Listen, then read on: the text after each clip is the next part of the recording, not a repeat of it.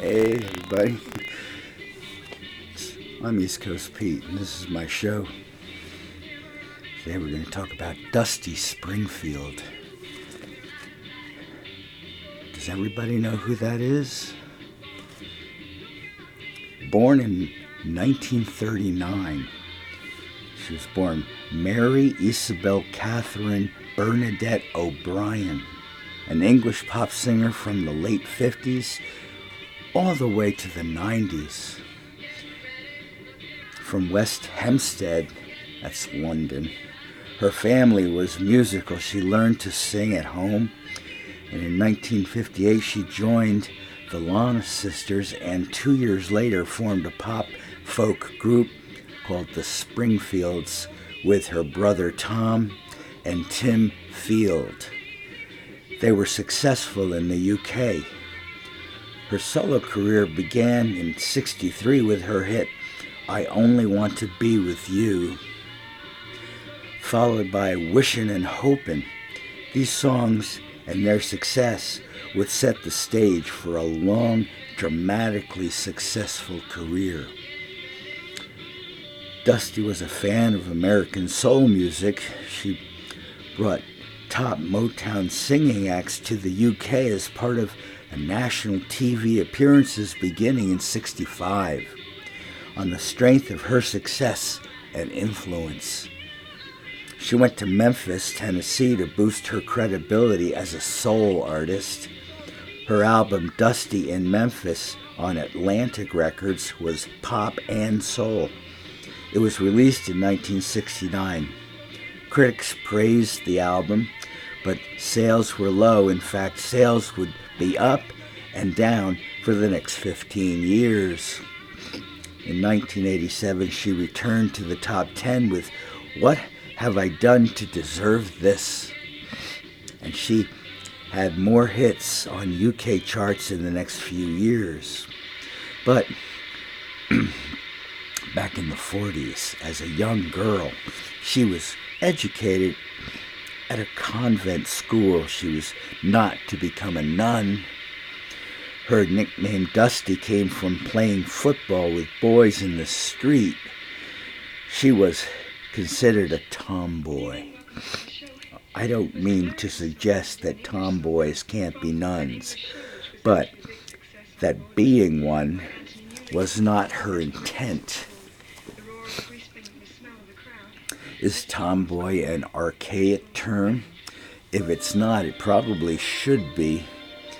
At home, her father, who loved music, would often tap rhythms on the back of her hand and encourage her to guess what song it was. Dusty listened to a wide variety of recorded music, including George Gershwin, Rodgers and Hart, Rodgers and Hammerstein, Cole Porter, Count Basie, Duke Ellington, and Glenn Miller. She also loved American jazz, and she wished to sound like Peggy Lee and Joe Stafford. After leaving school, she sang with her brother Tom at local folk clubs, and after a year she responded to an ad to join the Lana Sisters with Iris Long and Lynn Abrams, who were not sisters. Dusty cut her hair, got rid of her glasses, and experimented with makeup and fashion to become one of the sisters. She learned harmonizing and performed with her trio at the United States Air Force bases in Europe. The Springfields were Dusty, Tom, and Tim, and the trio was named after a field where they rehearsed. In Tennessee, she turned from folk to pop, rooted in R&B. The Springfields were rated the top Brit group in 1961 and 1962. After October '63, the Springfields is banded. Oh, they disbanded. Seemingly they banded. I think they were already banded. They disbanded, and Tom went on to a career in songwriting and producing for bands The Seekers. He co-wrote Georgie Girl an international hit for the Seekers. Johnny Franz produced Dusty's first hit, I Only Want to Be With You, with a studio technique similar to Phil Spector's Wall of Sound, with horn sections, backing singers, double-tracked vocals, all in the style of girl groups like the Shirelles.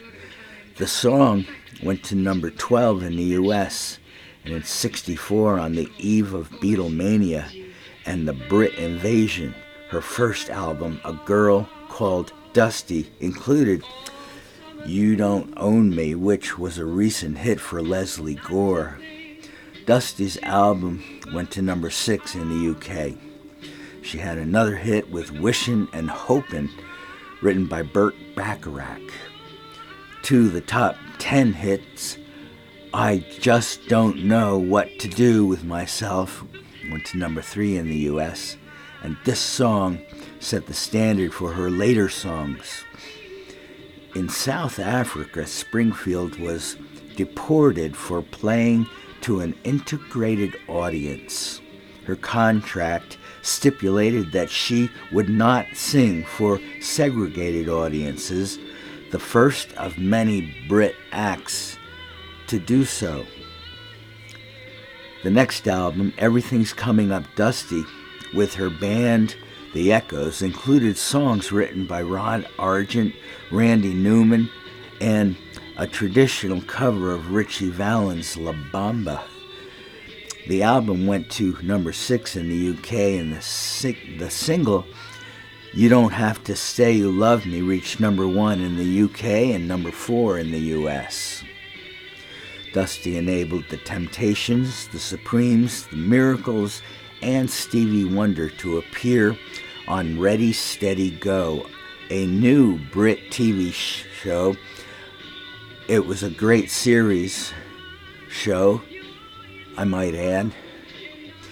In all, Dusty had 6 top 20 singles in the United States and 16 top 20 UK. She is in the Rock and Roll Hall of Fame, and she's rated one of the best rock singers of all time. Their next album, Where Am I Going, was more progressive, including jazz to an extent. Sales were low, and it seemed that Springfield was not adequately in line with the new music of the late 60s. She made an attempt to update by singing Mockingbird, backed by the Jimi Hendrix Experience, in the summer of '68. Wow. She also signed with Atlantic, which was Aretha Franklin's label. Dusty Springfield knew John Paul Jones.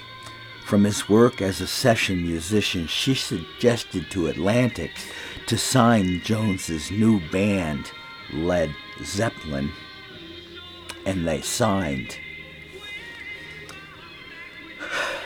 Son of a Preacher Man reached number 10 in the UK and the US. Also, it placed at number 43 of the greatest singles of all time.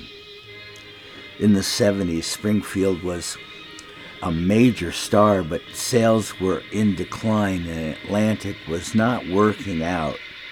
Her new manager, Jeff Barry, reneged and got her away from Atlantic.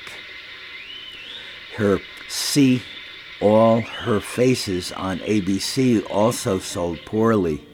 She did manage to record the theme song for the $6 Million Man, a TV series in the United States. Do you remember that? It was a good show. Springfield put her recording career on hold, and she was now reclusive, trying to avoid the UK tabloids. In the 70s, an artist who was gay or bi, if outed, would lose recording contracts, and that would be bad. In the 80s, she tried to keep up by going new wave. She recorded with the Pet Shop Boys, recording their song Nothing Has Been Proved, which was commissioned for the 1989 film Scandal.